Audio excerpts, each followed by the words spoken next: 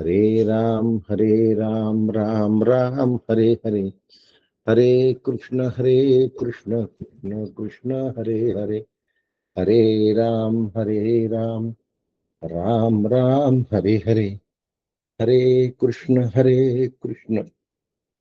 कृष्ण कृष्ण हरे हरे। सद्गुरु की जय। वंशी विभूषित करान्नवनीरदाभात पीतांबरा दरुणबिंब फलाधरोष्टा पूर्णेन्दु सुंदर मुखाधर विंद नेत्रा कृष्णात् परम किमपि तत्त्वमहं न जाने।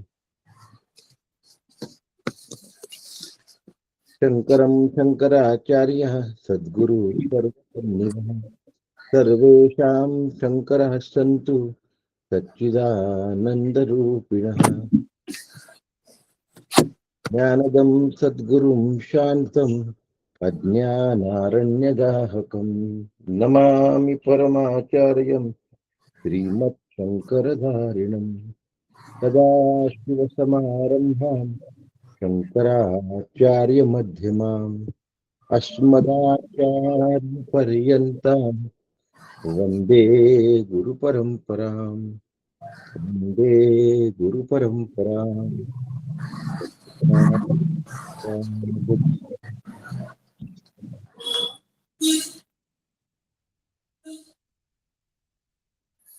अभाग्यासी करी भाग्यवंत काका ब्रह्मरूपची मूर्तिमंत श्रीवत्वाची भ्रांत स्वरूपी विराली।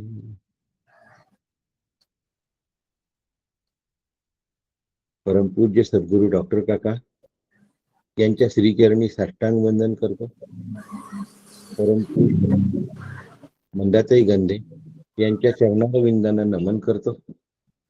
परमपूज्य नीलाताई दाता यांना नमन करतो। परवाच त्यांच्या घरी जाऊन आलो आहे आणि आपण वंदन ठेवते आपणास नमस्कार करतो आणि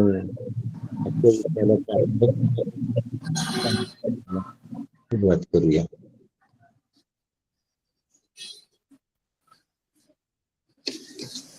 शांतीपाठ मी म्हणू का काका? शांतीपाठ. कानी सद्वचन ऐकावे, यज्ञ करुनी समर्थ व्हावे. यज्ञ कर्मी, यज्ञ कर्मी, हा करुनी नाही कर्मी. कानी सद्वचन ऐकावे, यज्ञ कर्मी समर्थ व्हावे. नेत्री शुभची पहावे आम्ही सदा. इंद्रिये आणि शरीर स्थिर करोनी स्तुतीपर. देवा लागी आयुष्य हितकर भोगो आम्ही. इंद्र महान कीर्तिवंत, पूषा अति ज्ञानवंत. चक्ररूप गरुड बलवंत, अरिष्टनाशो. जो चतुराननाचा पुत्र, बृहस्पती ज्ञानवंत. आमुचे कल्याण अनंत, करो सदा. सद्गुरुनाथ महाराज की जय. काका नमस्कार करते. रामकृष्ण हरी.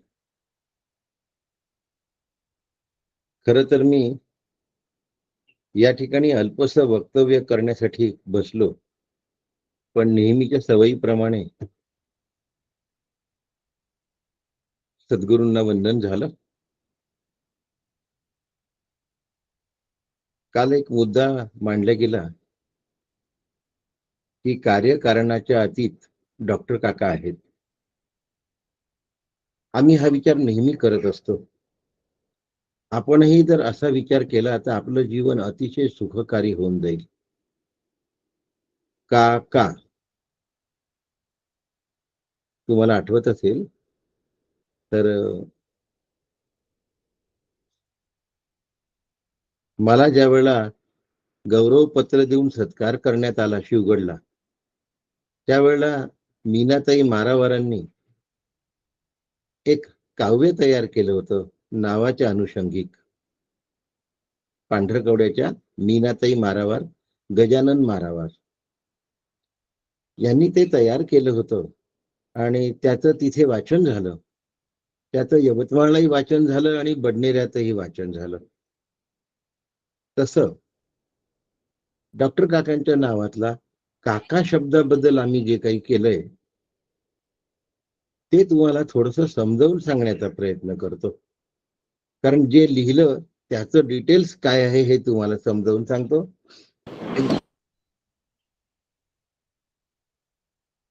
काका,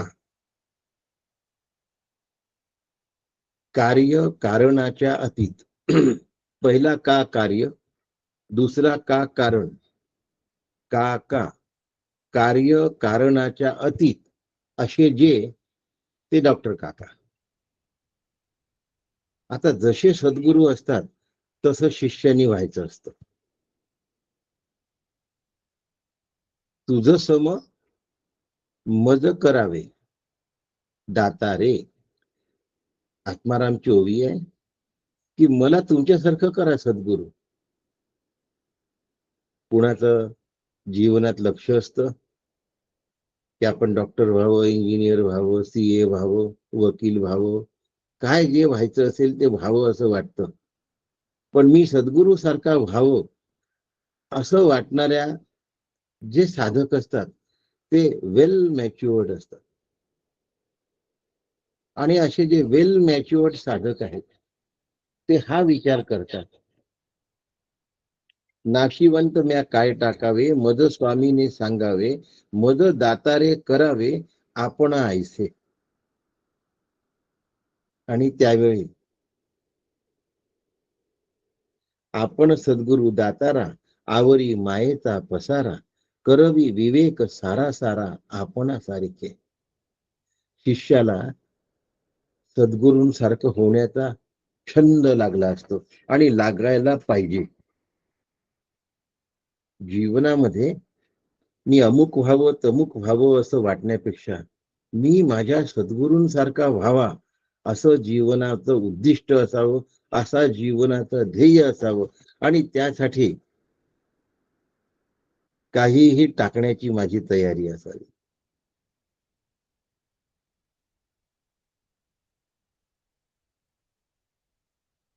काका, कार्य कारणाच्या अतीत. कार्य शब्द आपल्याला कळतोय. मुला मुलीचं लग्न करणं, मुला मुलीच्या लग्नाचं कार्य करणं माझं कर्तव्य आहे असं मुला मुलीचे वडील म्हणतात. कारण मुलगा आणि मुलगी उपवर झालेले आहेत. कार्य काय आहे? विवाह करणं. कारण काय आहे? ते उपवर झाले हे त्याचं कारण आहे. म्हणजे कारणाशिवाय कार्य होत नाही. कारणाशिवाय कार्य होत नाही. आणि काका, कार्य कारणाच्या अतीत. या शब्दाचा अर्थ असा आहे की कारणाची उत्पत्ती झाली म्हणून कार्य करावं असं वाटतं. मुलगा मुलगी उपवर झाले म्हणून त्यांचा विवाह करून द्यावासा वाटतं. कार्य का करावं असं वाटतं? कारण ते उपवर झालेत म्हणून. कारण असल्यामुळे कार्य निर्माण झालं. आणि कार्य कारणाच्या अतीत म्हणजे कारणच शिल्लक राहिलं नाही म्हणून कार्य शिल्लक राहिलं नाही. आणि कार्य शिल्लक राहिलं नाही म्हणून कार्य करण्याचा आग्रह शिल्लक राहिला नाही. आणि कार्य करण्याचा आग्रह शिल्लक राहिला नाही म्हणून संसार नावाची गोष्ट अनुभवाला येण्याचा प्रश्नच उद्भवत नाही. म्हणून 55 आणि 56 नंबरची जी कारिका आहे, आपल्या समोर ज्यांच्या पुस्तक असेल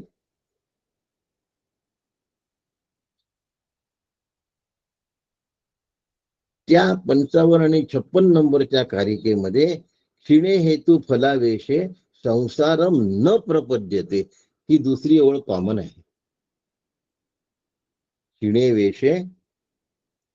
क्षीणे हेतू फलावेशे संसारम न प्रपद्यते. क्षीणे हेतू फलावेशे संसारम न प्रपद्यते. एकदा हेतू आणि फल, कार्य आणि कारण ह्यांचा जर कारणाचा नाश झाला तर कार्याशक्ती संपते, जग नाही संपत. पण असलेलं जग सत्यत्वानी अनुभवाला येत नाही. असलेलं जग सत्यत्वानी अनुभवाला येत नाही. हा कार्य कारण संबंध जर मिटवता आला मला विचाराने, तर आम्हाला जगाचा त्रासच होत नाही. किती सुंदर आहे याचा विचार करा. ही कल्पना किती सुंदर आहे. आम्हाला जगाचा का त्रास होतो? आम्हाला जगाचा का त्रास होतो? तिने तसं वागायला हवं होतं, त्याने तसं वागायला हवं होतं. कारण तसं वागलं तर असं होणार होतं, आज तसं वागलं तर असं होणार होतं. म्हणजे ते तसं न वागल्यामुळे असं झालं.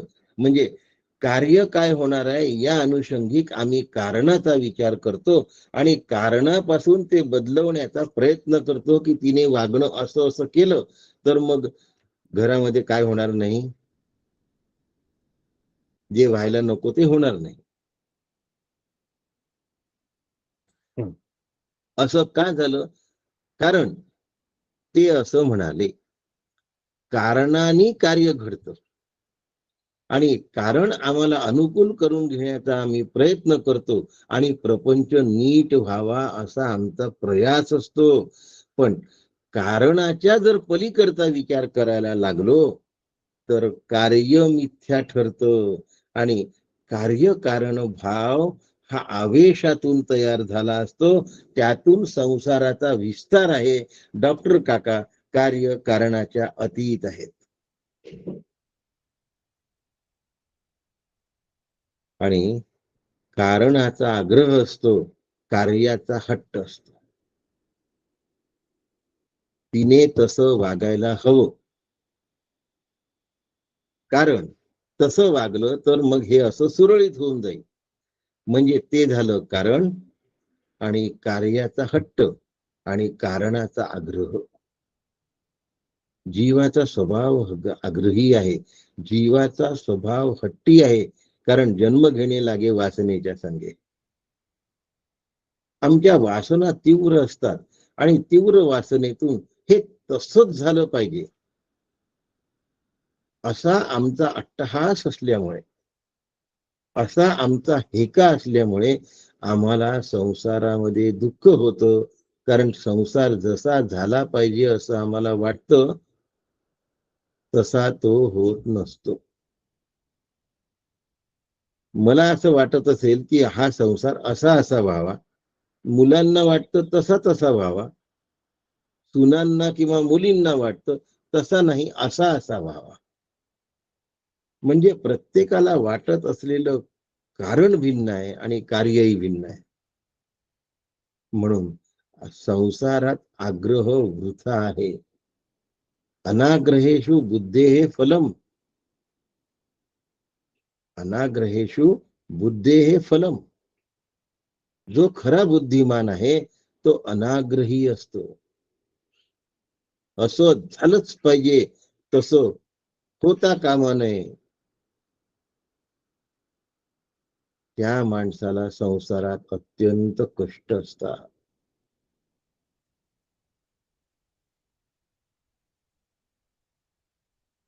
खूप जण माझ्या बरोबरीचे, माझ्या वयाचे इकडे येतात. मुलं मुली इकडे असल्यामुळे ते पुण्यात येतात आणि मग म्हणतात बरं झालं बा आता 8 दिवस खूप मोठं ऍडजस्ट केलं, आता नाही राहत, आता नाही करमत. का? कारण मला जसं वातावरण माझ्या मनासारखं व्हावं असं वाटतं, ते इथे पुण्यात नसतं आणि आपल्या गावात ते असतं. आम्हाला ती सवय झाली आहे. आता ती सवय मोडण्याचा आम्ही प्रयास करत नसल्यामुळे ती सवय टिकवून राहण्याचा आम्ही प्रयास करतो. त्याला हट्ट असं म्हणतात. त्याला हट्ट असं म्हणतात. आणि जो हट्टी असतो त्याचं मन कुठेच नसते लागत. त्याचा हट्ट पूर्ण झाल्याशिवाय त्याचं मन शांत होत नाही आणि हट्ट पूर्ण झाला की नवीन हट्ट तयारच असतो.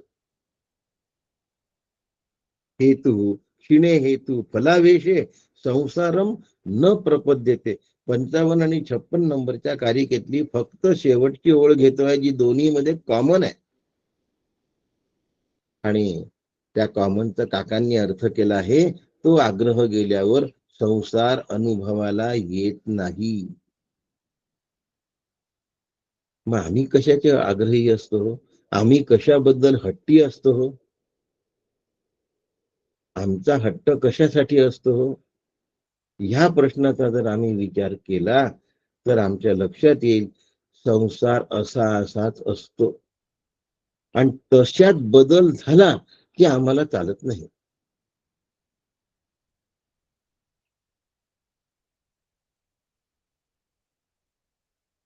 मग डिस्टर्बन्स. जुन्या लोकांचं होतं की बायको नवऱ्याच्या नंतर जेवली पाहिजे. जर आता ती आधी जेवली, अरे काय कमाल आहे की नाही, तू कशाला वाईट वाटून घेते? जे दोघं जण आहे ते पाहतील आपसात वाईट वाटून घ्यायचं की न वाईट वाटून घ्यायचं. पण त्या रूढीला आम्ही आग्रही भूमिका दिली, आणि आग्रही भूमिका दिल्यामुळे तसं न झाल्याने आम्ही व्यथित होतो. म्हणून तिकडनं जेव्हा आम्ही इकडे येतो, म्हणजे पुण्यात मुंबईत, त्यावेळेला तसंच्या तसं तिथलं जे एकंदर आपलं घराचं काय आहे पद्धत आहे, ती तशीच्या तशी इथे मुला मुलीकडे चालली पाहिजे असा आमचा आग्रह असतो.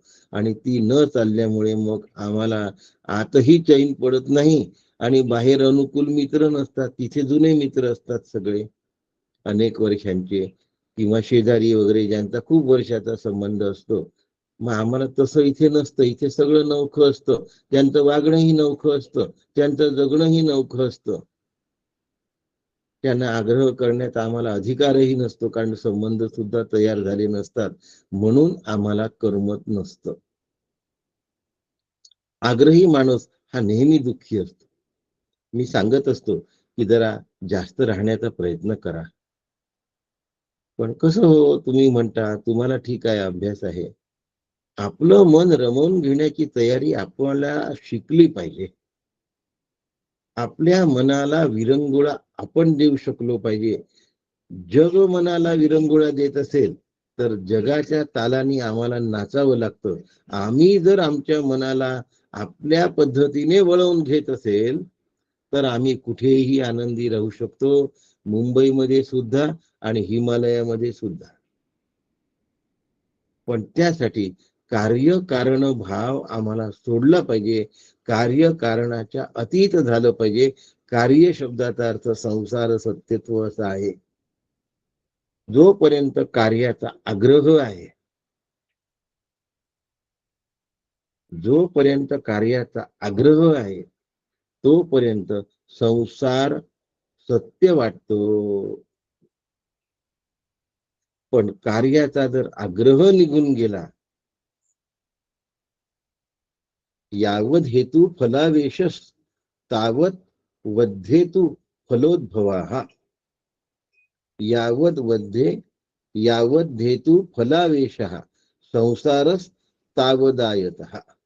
अशा 55 आणि 56 मधल्या पहिल्या दोन ओळी आहेत.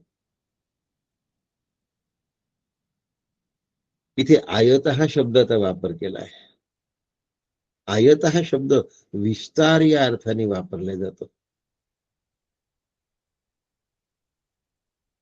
एक विठ्ठलची खरा अवघाची पसारा वाऊगाची. तुका म्हणे एक विठ्ठलची खरा अवघा पसारा वाऊगाची. कार्यकारण भावाचा जर आवेश निघून गेला तर जगणं अत्यंत सुखकारक असतं.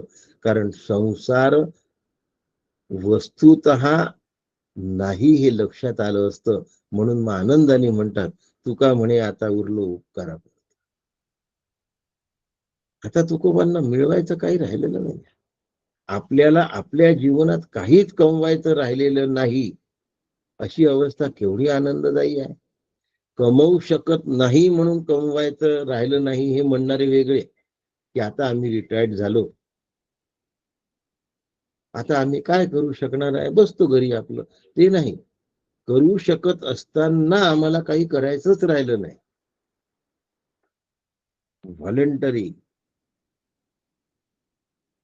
व्हॉलेंटरी मध्ये आपल्याजवळ आधी जमा आहे म्हणून व्हॉलेंटरी घेतो तो वेगळा, आणि ज्याच्याकडे आनंदाचा डोह आहे, आनंद तरंग आहे, आनंदाचं अंग आहे, त्याला आता उरलं उपकारापुरतं म्हणणं खूप सोपं असतं. म्हणून माझा संसाराचा आग्रह संपला पाहिजे.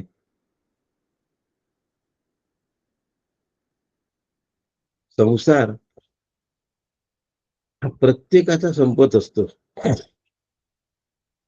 आपला संपणारा संसार बघताना दुःख होतं, पण संपवलेला संसार बघणं आनंदाचं असतं. काय म्हणतोय? फक्त काका शब्दावर बोलतोय बरं का, कारिकांचा आधार घेऊन. संपणारा संसार प्रत्येकाला दुःखदायी आहे. एकेकाळी आई जाते, एकेकाळी वडील जातात, एकेकाळी आणखीन थोरले लोक जातात, आणि त्यांच्या स्मृती शिल्लक राहतात. ते आम्हाला बोच देत असतात. पण त्यांच्यातलं सत्यत्व जर आमचं आधी निघून गेलं असेल, तर संपवलेला संसार सुख देतो. उदाहरण देऊया. लहान मुलगी असते, तिच्या वेगवेगळ्या प्रकारच्या 5-10 डॉल्स असतात, बाहुल्या खेळणी असतात. पण त्या खेळण्यांना आपण हात जरी लावला तरी ती मुलगी चिडते, रडते, ओरडते. पण तीच खेळणी सत्य नाही हे आम्ही समजल्यामुळे मुलगी झोपल्यानंतर तिचे खेळणे अगदी धडाधड आम्ही त्या बास्केटमध्ये टाकतो. आडवे उभे जसे काही असेल तसे टाकतो. आम्हाला ती खेळणी पडतात आहे यातही दुःख होत नाही, वेडी वाकडी आपटतात आहे यातही दुःख होत नाही, बास्केटमध्ये पडून आहेत याचंही दुःख होत नाही. जे त्या मुलीला झालं असतं लहानशा, आम्हाला होत नाही. कारण त्या डॉल्स मधलं सत्यत्व आम्ही काढून टाकलेलं आहे. तसं संसारामधलं सत्यत्व जर काढून टाकायचं असेल, तर कार्यकारण भावाच्या अतीत मला झालं पाहिजे. कारणाचा आग्रह करायचा असतो हे फार कमी जणांना माहिती आहे. बहुतेक लोक कार्याचा आग्रह करणारे स्थूल बुद्धिवादी असतात. पण काही हुशार असतात, त्यांना आपण दूरदर्शी आहो असं वाटतं, ते कारणाचा आग्रह धरतात.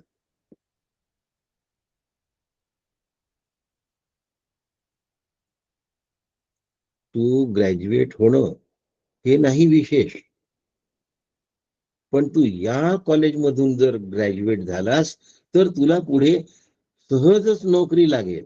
म्हणजे पहिले कारण काय गृहीत धरलं त्यांनी? ग्रॅज्युएशन नंतर त्याला नोकरी मिळण्याचं. आणि दुसऱ्यानी तू ग्रॅज्युएट होणं हे कार्य गृहीत धरलं फक्त. एकाने कारणासह कार्याचा विचार केला. आता दोघांनाही ग्रॅज्युएट व्हायचंच आहे, पण एकाला कारण आहे पलीकडे नोकरी मिळाली पाहिजे, प्लेसमेंट. आधीपासून कारणासह जे विचार करतात त्यांना जरा दूरदर्शी किंवा दूरदृष्टीचे लोक मानले जातात. पण खरे दूरदर्शी ते असतात जे कार्य आणि कारणाच्या अतीत विचार करतात. म्हणून ते आग्रह करत नाही, चालू असलेला संसार शांतपणे बघतात. कारण त्या संसारातलं सत्यत्व त्यांच्या दृष्टीने संपलेलं असतं, आणि संसाराचं सत्यत्व संपल्यामुळे तो संसार असाच झाला पाहिजे आणि तसाच झाला पाहिजे असा आग्रह त्यांचा राहत नाही. आणि असा जर आग्रह आला नाही तर आत्मानुभव आल्याशिवाय राहत नाही, येतोच. कारण संसारांचा अनुभव जर गेला तर आत्मानुभवाशिवाय दुसरं काही नाहीच आहे. आणि संसार ज्यात नाहीये म्हणजे निर्माण झालेला नाही, जन्मलेला नाहीये. ज्यात शब्दाचा अर्थ जन्मलेला, पण अचेतन जड असल्यामुळे त्याला निर्माण झालेला असं म्हणूया. आणि त्यातले जे जीव आहेत ते जन्मलेले असं म्हणूया. म्हणजे घर निर्माण झालेलं आहे आणि घरातला माझा मुलगा जन्मलेला आहे. आणि या दोघांनाही जातच म्हणतात. जन्मलेला आणि निर्माण झालेला हे जात आहेत. आता ह्यातलं सत्यत्व निघून गेलं, की हे अजात आहेत आणि अजात आहेत हे जर आमच्या लक्षात आलं, तर मग त्यांनी कसं वागावं हा माझा हेका बंद होतो. हेकेखोर माणसाला नेहमी दुःख असतं. आता हेका शब्द आम्हाला आवडत नाही म्हणून आग्रह शब्द वापरायचा. आग्रह शब्द चांगला असतो. हेका शब्द आणि हट्टी शब्द नाही आवडत आपल्याला. पण आम्ही हेकेखोर असतो. आम्ही हट्टी असतो. आमचा हेका असतो आणि लवकर आम्ही हेक्यावर येऊन जातो. अब ये पुराना भारत नहीं रहा, ये नया भारत है, जो सहन नहीं करता, घुस के मारता है. आता हा हळू-हळू हा हेका आमचा पक्का व्हायला लागला आहे, कि नहीं ये पुराना भारत नहीं है, ये नया भारत है. अगर आप आंख उठाकर देखो तो आपकी आंख फोड़ दी जाएगी. आप अगर अपनी बुद्धि यहाँ लगा के विध्वंस करना चाहते हो तो आपको उड़ा दिया जाएगा. ये पहिला भारत नहीं है, पुराना भारत नहीं है. चांगली गोष्ट आहे. आपण हे का धरू नये. फक्त साधकांनी हे का धरू नये. कोणत्याच गोष्टीचा हे का हा माझ्या मोक्षाला घातक असतो. म्हणून कर्तृत्व भ्रांती त्यांनी तयार होते. कर्मासक्ती त्यांनी तयार होते. म्हणून धर्म आणि अधर्माच्या गुंता त्याचे वाढतो. धर्म आणि अधर्म धर्मानी चालावं, पण हेका मोक्षाचा असावा. जर मी मोक्षाचा हेका न धरता धर्मानी चालायला लागलो तर मी धार्मिक होतो, पण आत्मवान होत नाही, आत्मरूप होत नाही.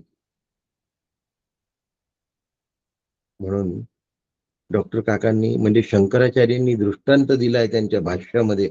त्याच्यावर काकांनी ओवी केली आहे 185 आणि त्याचा सार आहे 186. त्यामध्ये ते सांगतात का भ्रमर मधुसेवनी पाकळ्या पाणी टाकून धर्म आणि अधर्म धर्माधर्म यात कर्तृत्व भोक्तृत्वाची भ्रांती तयार होते. पुण्य मिळवण्याचा प्रयत्न करतो धर्मातून, न झालं तर पाप होईल असं वाटतं आणि मग ते धर्माधर्म मला कर्तव्य आणि अकर्तव्य शिकवतात. परवा एका भगिनीशी मी फोनवर बोललो. आपण असेपर्यंत आपण त्यांचं केलं पाहिजे, हे आपलं कर्तव्य आहे म्हणून आपण जास्त बाहेर राहू नये. कर्तव्याला कसं बांधून घेतलं तिने. जी जी माझ्याशी बोलली तिला कळणार आहे मी काय म्हटलंय. त्या कर्तव्याच्या फासामध्ये स्वतःला बांधवून घेण्यामध्ये जीव निष्णात असतो. कारण बंधन जीवाला सोडवत नाही. लक्षात ठेवा, बंधन जीवाला नाही सोडवत. त्याला कायम बंधन आवडत असत. गर्भामध्ये जीव तेवढ्याच्या पिशवीमध्ये असतो.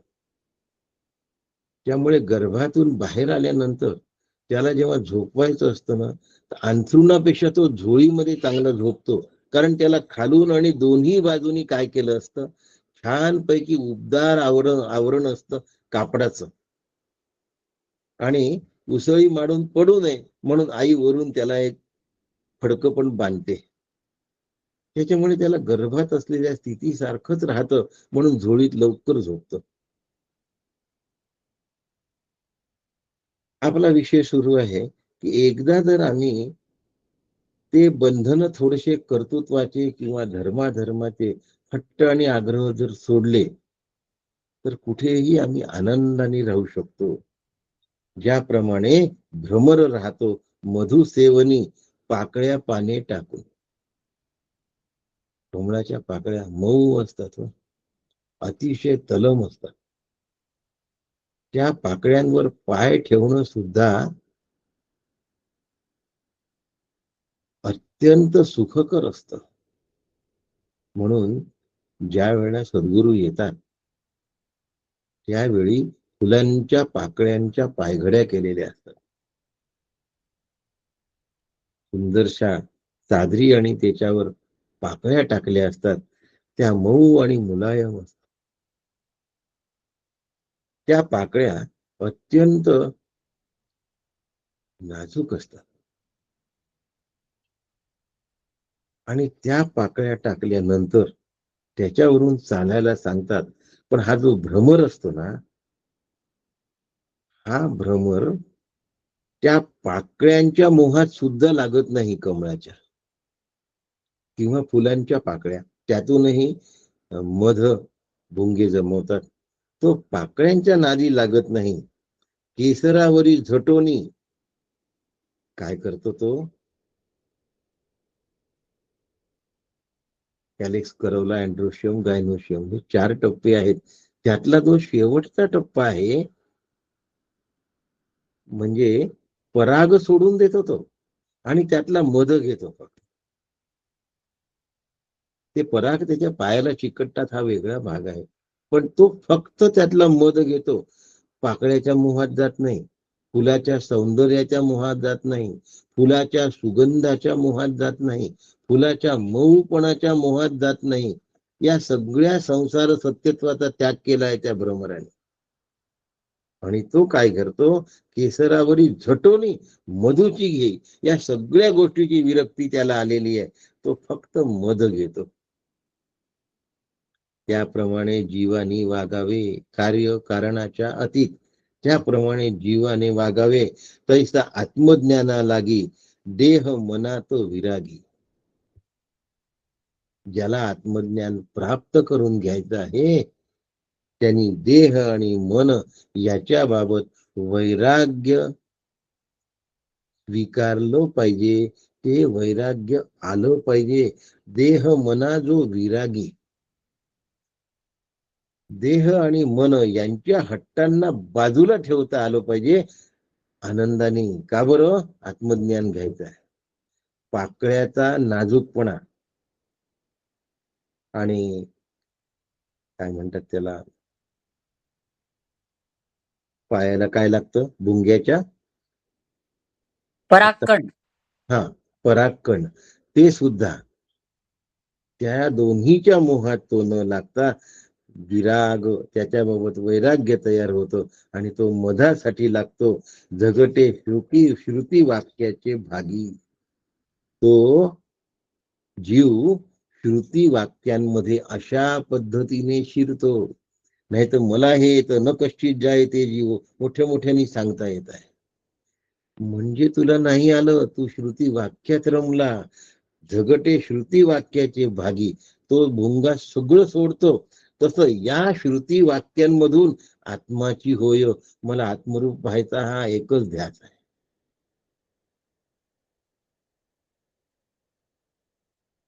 एक प्रश्न विचारतो, या ध्यासाला अट्टहास म्हणावं का, या ध्यासाला हट्ट म्हणावं का?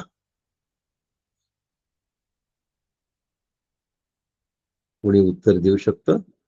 हो, तो म्हणावं. माझा तो माझा हक्क हट्ट होता. समाधी आहे आणि हा धरलाच पाहिजे. तो माझा हक्क आहे. खऱ्या अर्थाने तो हट्ट नाही, कारण ते माझं स्वरूप आहे. नाही, स्वरूप आहे, पण आता आम्हाला तो हट्ट धरल्याशिवाय ते स्वरूप प्राप्त होत नाही ना. एक मिनिट, अज्ञानामुळे आम्हाला तो हट्ट धरावा लागतोय.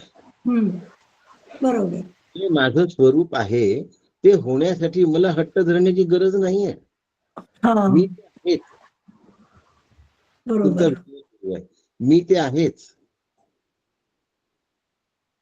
तुमचा व्हिडिओ सुरू आहे. हो हो. हा, हा, मी ते आहेच. परंतु मी ते आहे असं मला वाटत नसल्यामुळे तोवर आम्हाला आग्रह धरायचा आहे. पण बरोबर. आग्रह धरून त्या स्टेशनला जाऊन पोचतो, तेव्हा हे लक्षात येतं की अरे याचा आग्रह करण्याचं कारण नाही, कारण मीच ते आहे. आलं लक्षात? हो हो, हा, आलं आलं. तोवर हा आग्रह आहे, पण हा आग्रह स्वरूपाकार असल्यामुळे या आग्रहाला हट्टाचं स्वरूप नाही, कारण की ते माझं स्वरूपच आहे. मी भारतीय आहे याच्यासाठी मला हट्ट करण्याची काय गरज आहे? मी आहेच. मी मनुष्य आहे याच्यासाठी मला हट्ट करण्याची काय जरूर आहे? मी प्राणी नाहीच ना दुसरा. मी पशु नाही, मी पक्षी नाही, मी मनुष्यच आहे. पण मी मनुष्य आहे हे मी विसरलो, म्हणून तोपर्यंत अज्ञान घालवायला मला तेवढं आग्रहाने धरावं लागतं. आणि मग कळतं, अरे हे तर मीच आहे, मी मूळचाच ब्रह्मरूप आहे. आपला उपनिषदांचा जो अभ्यास आहे ना, हा अभ्यास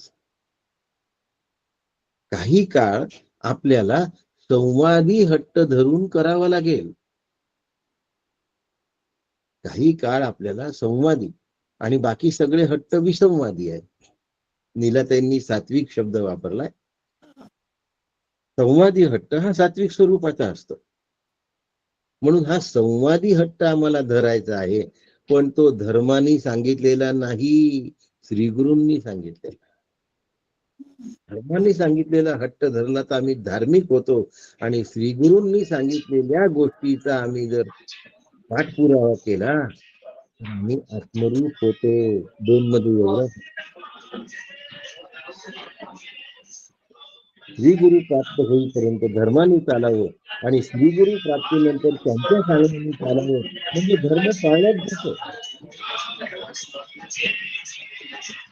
डोमकेंकर आपला मोबाईल चालू म्यूट हा. आणि म्हणून तैसा आत्मज्ञाना लागी, देह मना जो विरागी, झगटे श्रुती वाक्याचे भागी, आत्माची होय 186 नंबरची होय.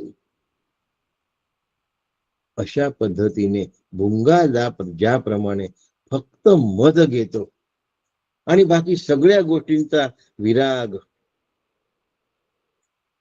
तसं जीवानी श्रुती वाक्याच्या कमलावर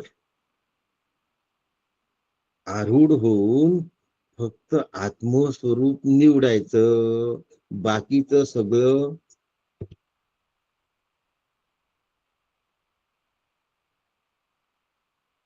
वेदांगुली जे निर्देशी. वेद हे शब्दराशी. आता वेदामध्ये उपनिषद आले बरं का. वेद हे शब्दराशी, नाही ज्ञान तयापाशी. वेदांगुली जे निर्देशी तेची ब्रह्म. आणि ह्या वेदांमध्ये वेदांतातला जो भाग आहे उपनिषद, वेदांगुली जे निर्देशी. कारण की तुम्हाला सांगतो, अंगुली शब्दाचा अर्थ एक बोट असा होता, आपण तेवढ्याच धरूया, म्हणजे बाकी 4 बोटांचा विषयच नाही राहिला. वेदांगुली जे निर्देशी, बोटाने जेवढं तेवढं दाखवलं जातं त्याची ब्रह्म. म्हणून आम्हाला उपनिषदांमध्ये झगटे श्रुती वाक्याचे भागी, त्या श्रुती वाक्यांच्या आत काय दडलं आहे तो आत्मा आहे, लक्षात ठेवा. आणि तो आत्मरूप होतो. म्हणून मला माझ्या व्यावहारिक जीवनात कार्यकारणाच्या अतीत राहिलं पाहिजे. कार्यापासून दूर राहतो हे पुष्कळ वेगळं, कारणापासून दूर राहत नाही आम्ही सगळं. हो तुम्ही जाताय का लग्नाला? नाही नाही, मी नाही जात, मला नाही जायचं लग्नाला. वा वा, कार्यापासून दूर राहिले तुम्ही. का नाही जात? ते आमच्याकडल्या लग्नाला कुठे आले होते? कारण तयार आहे. आम्ही त्यांच्याकडल्या लग्नाला जात नाही, कारण ते आमच्याकडल्या लग्नाला नव्हते आले. कारण आम्ही जिवंत ठेवलं आहे, म्हणून न जाण्याचं कार्य घडलेलं आहे. म्हणून न जाण्याचं कार्य, जाण्याचं कार्य आहे आम्हाला कळतं.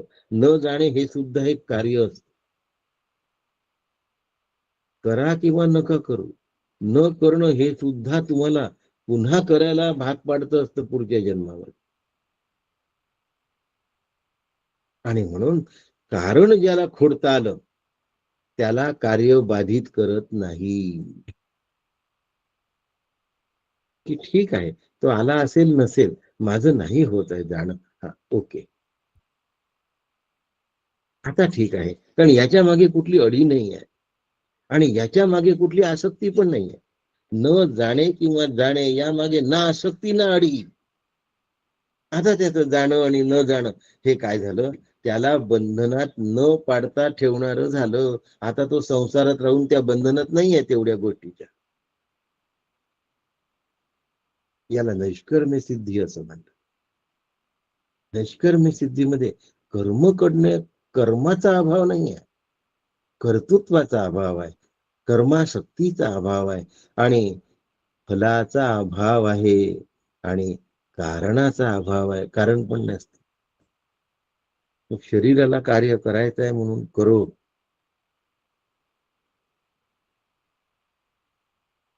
देह जाओ अथवा राहो. माझ्या अंतःकरणाला एकच लत, पांडुरंगी दृढ भाव.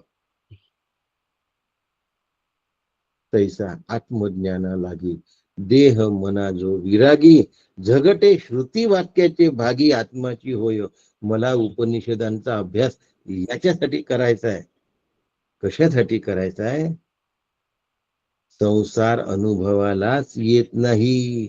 संसाराचा आग्रह संपला की संसार अनुभवाला येत नाही. म्हणजे संसार असतो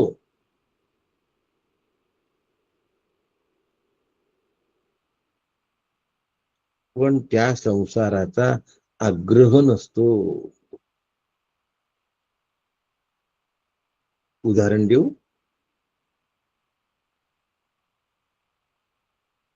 झाडाला लदबद कैऱ्या लागल्यात. आमराई आहे, झाडाला लदबद कैऱ्या लागल्यात, भरपूर कैऱ्या लागल्यात. सगळी झाडं कैऱ्यानी लदबद आहेत आणि तिथला जो राखणदार आहे, मालक नव्हे, राखणदार, त्याला काम दिलं आहे कोणी त्या कैऱ्या चोरून नेऊ नये. बस तो तेवढं बघतो. मग त्या कैऱ्या उतरवून त्याचा माच करून आंबे विकायचे की त्या कैऱ्याच विकायच्या,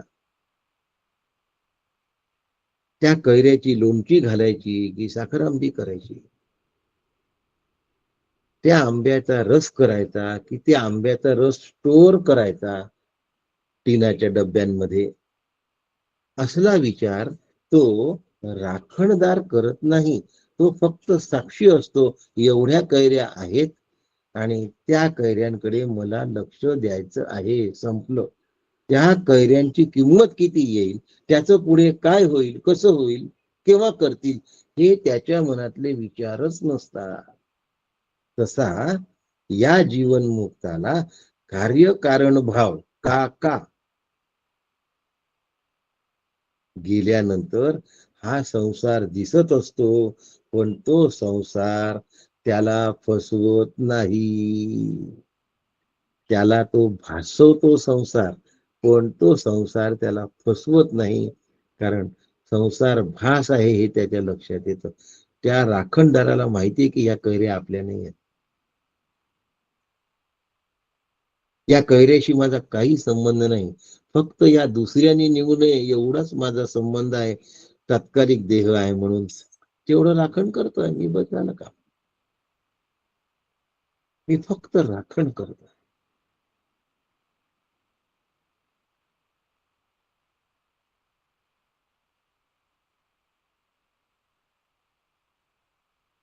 अहो, गहाण ठेवलेली वस्तू विकण्याचा सावकाराला सुद्धा अधिकार नाही, लक्षात ठेवा. जरी ती वस्तू दुसऱ्याची असली आणि सावकाराच्या तिजोरीत जाऊन पडली असली तरीही ते विकण्याचा सावकाराला अधिकार नसतो. कारण सोडवणूक करून घेणारा जेव्हा येईल तेव्हा तेवढं व्याज घेतलं की त्याचं काम झालं. इतकंच नव्हे तर त्या तिजोरीतला तो दागिना अंगावर घालून मिरवण्याचा सुद्धा त्याला अधिकार नाही. त्याला तो तिजोरीतच ठेवण्याचा अधिकार आहे. नाही तर लोकांचे दागिने गहाण आले म्हणून चालले लग्नांमध्ये हे दागिने घाल, ते दागिने घाल, नवनवीन नाही करता येत. तसं अधिकार नाही आहे तो त्याला. म्हणून जगामध्ये मिरवण्याचा अधिकार नाही, कारण जग सत्यत्वाने भाषण बंद झालंय आणि हा आग्रह गेला की आमचं काम झालं.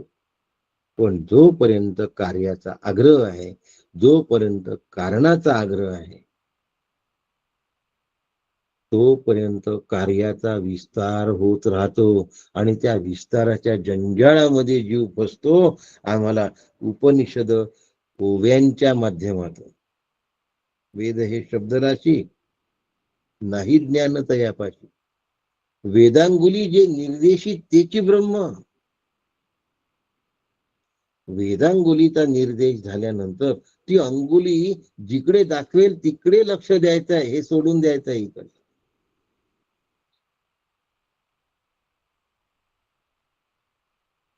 बीजेचा चंद्र असतो, भगिनींना माहिती आहे.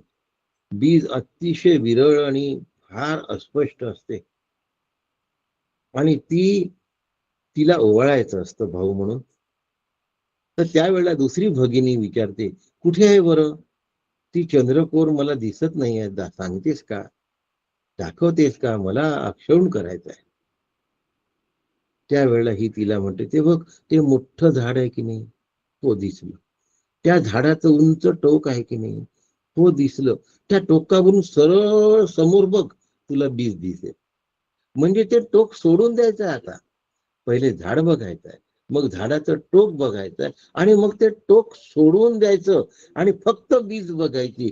तसं श्रुती वाक्य बघायचे आहेत, श्रुती वाक्यांचा अर्थ बघायचा आहे आणि मग त्याच्या आतमधला मध ते वाक्य सोडून द्यायचे आणि आत्माची होय आत्मरूप होऊन राहायचं. वा, तो भुंगा जेव्हा मध घेतो ना कमळामध्ये, काय ताकद असते ते भुंग्याची. ओवी आहे माहुरीची, भ्रमर परागुनेती ही एक आणि भलतेसे काष्ट कोरडे ही दुसरी. कोरडा लाकूड पोखरून तो भुंगा काय करतो, आरपार छिद्र करतो.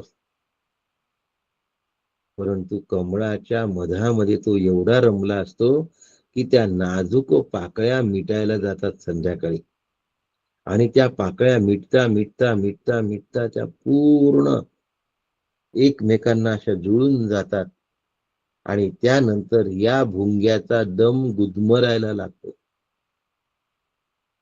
आणि कोरड थंड लाकूड पोखरून आरपार निघून जाण्याची ताकद असलेला भुंगा गुदमरून मरतो. पण त्या पाकळ्यांना चिरण्याचा विचार सुद्धा त्याच्या मनामध्ये येत नाही, कारण मधाच्या आनंदामध्ये रमून गेला असतो. म्हणून आत्मानंदामध्ये रमला की त्या संसाराला भग्न करण्याची इच्छाच होत नाही, नाहीस करण्याची, निस्तनाभूत करण्याची ही इच्छा होत नाही. मग आहे तसा संसार चालला तरी तो त्याला आनंदाने बघतो, कारण तो भुंगा फक्त त्या आस्वादामध्ये. तसं आत्मारामाच्या आस्वादामध्ये आत्माची होय आणि त्यामुळे संसार न प्रपद्यते. आता फुलाची पाकळी उमलो की बंद हो, क्षीणे हेतू फलावेशे संसारम न प्रपद्यते. आता हेतूही राहिला नाही आणि फलही राहिलं नाही, कार्यही राहिलं नाही आणि कारणही राहिलं नाही. असे डॉक्टर काका कार्य कारणाच्या अतीत. तसा मला माहित आहे. माझा संसार हा माझेपणाने संपल्यानंतर त्या संसाराला बघण्यात काहीच गैर नसतं. रस्त्यावरून कितीतरी लोक जातात आणि येतात, बाल्कनीतून आपल्याला दिसतात, त्याने काय फरक पडतो. ती वाहतूक उत्तम पद्धतीने चाललेली असो, वेगाने चाललेली असो, हळूहळू चाललेली असो, खूप वाहतूक असो किंवा खूप वाहतूक नसो, त्याने मला काही फरक पडत नाही, कारण आता तो माझा नाही राहिला, संसार माझा राहिला नाही. त्यामुळे तो जसा चालतोय तसा बघण्यात आनंद आहे. बस आग्रह संपला आणि तसा जर बघत राहिलं ना तर अंतःकरणावरचे त्याचे ठसे उमटत नाही. अनाग्रहेषु बुद्धेः फलम. आणि मग आत्मानंद तेवढा राहतो, संसाराचा आग्रह संपतो, संसाराचे विचारही संपतो.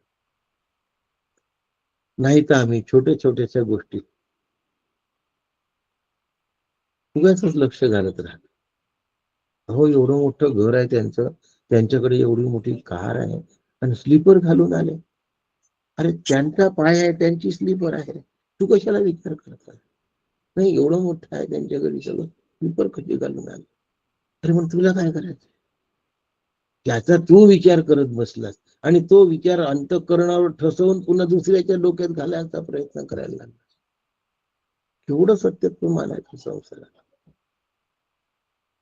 त्यापेक्षा संसाराचं सत्यत्व निघून गेलं तर मग आत्मानंद आल्याशिवाय राहत नाही. या आत्मानंदाच्या वर्णनाची कारिका 57 नंबरची आहे. मला वाटतं उद्या बुधवार आहे, त्यामुळे मग ती घेईल. अविद्येचे निनाद ही 57 नंबरची कारिका उद्या घेईल. एंगेज फोन असला तर हा ठीक आहे. नाही ही कारिका घेऊ असं म्हटलं मी. हा मीच घेतो, काळजी करू नका. अविद्येचे निनाद जर सतत येत राहिले तर आत्म्याची साध आम्हाला गवसत नाही, असा आशय आहे त्या कारिकेमध्ये. अशा पद्धतीने आज काका शब्दाची व्युत्पत्ती कार्यकारण भावाच्या अनुषंगाने आणि संसार अजात कसा आहे या अनुषंगाने सांगितले. वाहत्या पाण्यावर तरंग तयार होतात, परंतु ते तरंग झाल्यासारखे भासत असतात. वस्तुतः ते तरंग नसतातच. पाण्यावरच्या त्या छोट्या छोट्या ज्या लाटा असतात ना नदीच्या पाण्यावर, त्या झाल्यासारख्या भासतात, दुसऱ्या क्षणाला त्या संपून गेलेल्या. म्हणून संसारो यम अयम अतिविचित्र. ह्याचं वैचित्र्याकडे लक्ष दिलं तर गडबड होऊन जाईल, पण अधिष्ठानाकडे जर लक्ष दिलं तर वैचित्र्य हा भास आहे आमच्या लक्षात. हे जर लक्षात आलं तर कार्याचा तर काय, कारणाचा सुद्धा विचार आम्ही करणार नाही. आणि कार्य कारण अतीत असे सद्गुरू डॉक्टर काका आपण होऊ. त्यांच्यासारखं दिसायला व्हायचं नाहीये, त्यांच्यासारखं वयाने व्हायचं नाहीये, त्यांच्यासारखं बुद्धिमत्तेने व्हायचं नाहीये, त्यांच्यासारखं डॉक्टर व्हायचं नाहीये. त्यांच्यासारखं आत्मरूप व्हायचं आहे. ते जसे आत्मरूप आहेत तसं आत्मरूप व्हायचं आहे. ते जसे आनंद रूप आहेत तसं आनंद रूप व्हायचं आहे. सद्गुरू डॉक्टर काकांच्या कृपेने आपण जर कार्याचा आणि कारणाचा हट्ट सोडला काका, तर आपण आपलं उर्वरित जीवन अत्यंत आनंद रूपतेत घालवू आणि देह त्यागल्यानंतर आनंद रूपच होऊन राहू. काकांचा आशीर्वाद आपल्या पाठीशी आहे. त्या आशीर्वादाचा संपूर्ण उपयोग घेऊन जीवन आनंद रूप करूया. आपल्या सगळ्यांना वंदन करतो आणि थांबतो. राम कृष्ण हरी. प्रभाकर रामकृष्ण हरी. रामकृष्ण हरी काका. हरी. रामकृष्ण हरी. रामकृष्ण हरी काका. रामकृष्ण हरी काका. रामकृष्ण हरी काका. रामकृष्ण हरी काका. रामकृष्ण हरी. रामकृष्ण हरी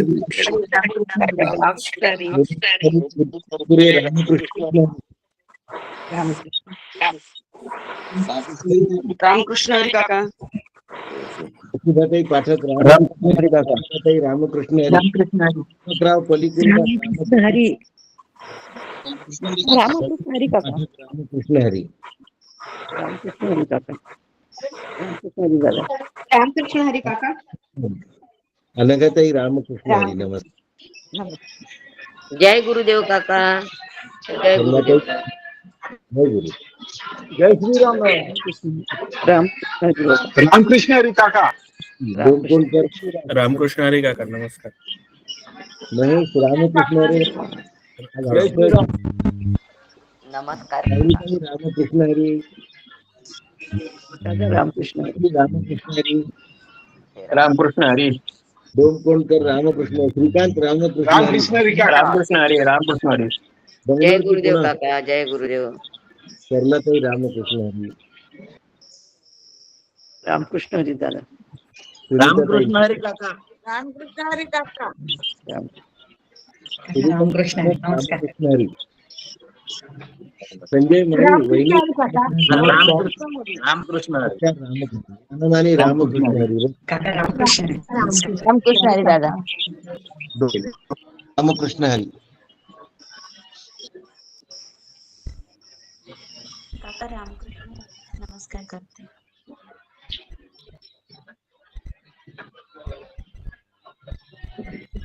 दादा नमस्कार करतो. रामकृष्ण हरी. हो शंकरराव. रामकृष्ण हरी. एक 2 मिनिटं तुमच्याशी बोलतो नंतर. बर बर. हा. बर. सुलभाताई रामकृष्ण हरी.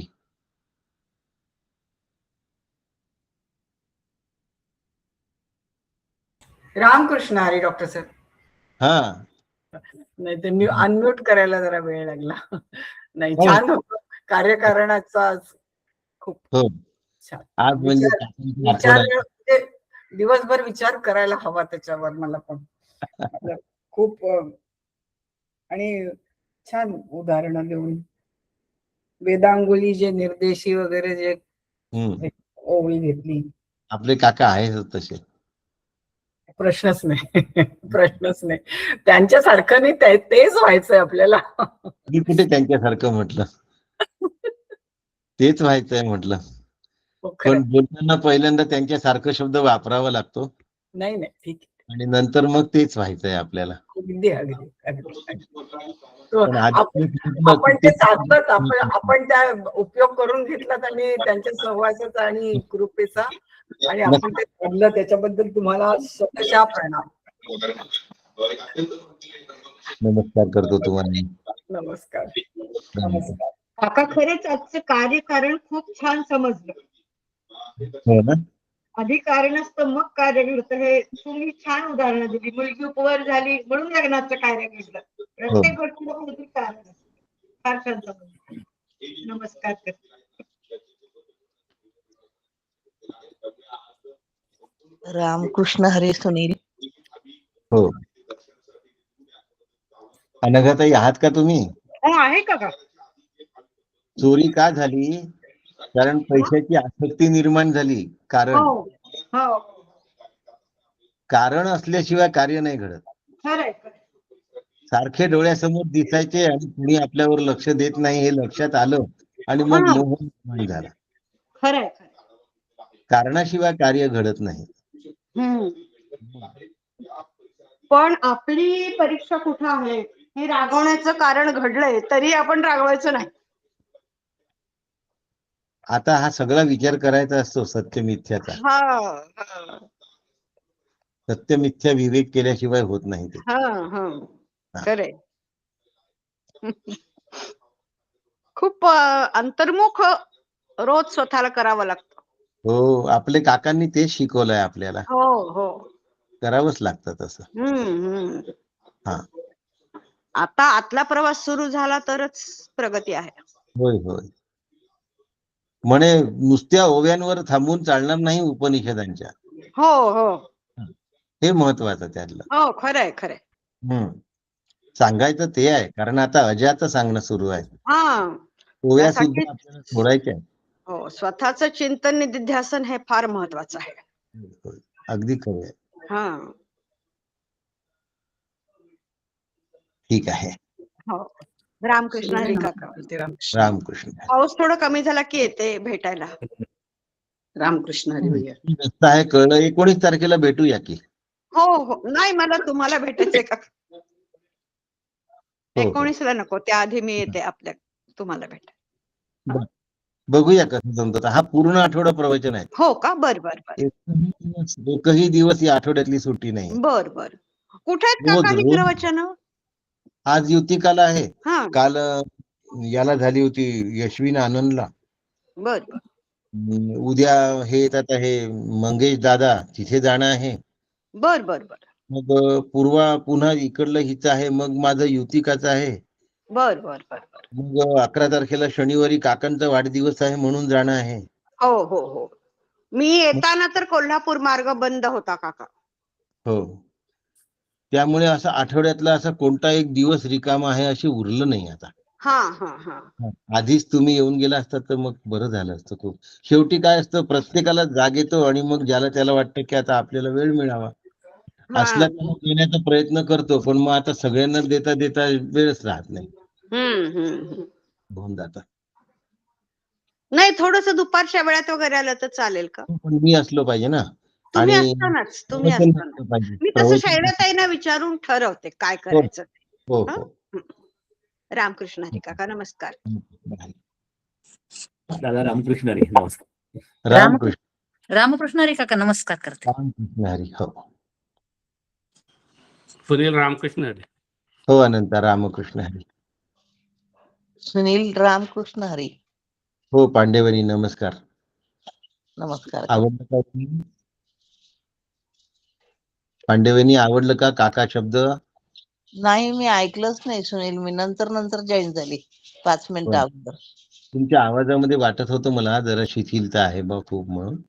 झोपच खूप येत आहे हो. रेकॉर्डिंग आहे ते औषधामुळे आहे, काही हे नका करू. औषधामुळे आहे. आत्मचिंतन चालू राहू द्या, नाही ऐकलं तरी चालतं. हो सुनील. हो रामकृष्ण.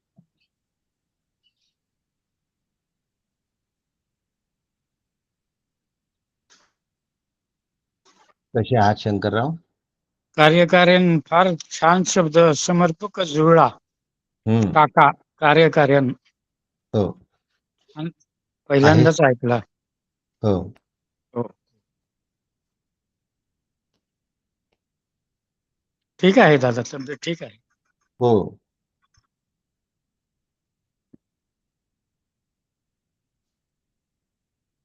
राम रामकृष्ण हरी.